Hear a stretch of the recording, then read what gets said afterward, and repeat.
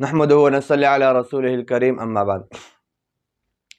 Clip number 2 में आपने समात फरमाया कि वतन की दो किस्में हैं, वतन असली और वतन इकामत। वतन असली वो होता है जहाँ पर इंसान मुस्तकिल तौर पर रहता हो और उसने मुस्तकिल तौर पर वहाँ पर रहने की जो है नियत की हो, बीवी बच्चे उसके साथ हो, और चाहे घर किराए का हो या ज़ाती हो, ये उसका वतन असली कहलाता है। उसके बाद अगर एक आदमी अपने आबाई गांव जाता है जिसको वो उसने छोड़ दिया है, तो वो उसके लिए वतन असली नहीं होगा, बल्कि वो अगर 15 दिन से कम का इरादा है तो वहां पर वो मुसाफिर शुमार होगा।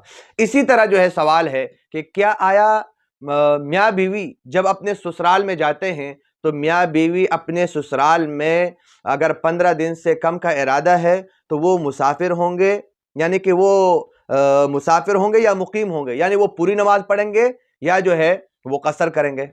तो ये बात याद रखें, मियाँ बीवी जब ससुराल में जाते हैं तो ऐसी सूरत में ये वहां पर मुसाफिर होंगे। अगर 15 दिन से कम का इरादा है तो ऐसी सूरत में ये वहां पर जो है कसर करेंगे, पूरी नमाज नहीं पढ़ेंगे। क्यों?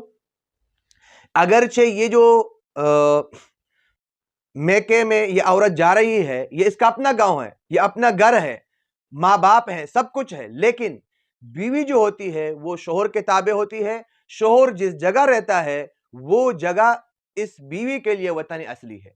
अब ये जो बीवी के जो है माँ बाप का जो घर है और ये जो इलाका है ये इसके लिए वतन असली नहीं रहा, तो इस वजह से चाहे ये बीवी है या जो है ये इसका शोहर है, यानी कि मियाँ बीवी जब भी अपने ससुराल जाएंगे अगर 15 दिन से कम का इरादा हो तो ऐसी सूरत में जो है ये दोनों वहां पर मुसाफिर होंगे, मुकीम नहीं होंगे। क्योंकि औरत शादी के बाद जो है वो उसका घर जो असली कहलाता है वो शोहर का घर कहलाता है, न कि माँ बाप का घर कहलाता है। तो लिहाजा इस सूरत में वो मुसाफिर होंगे।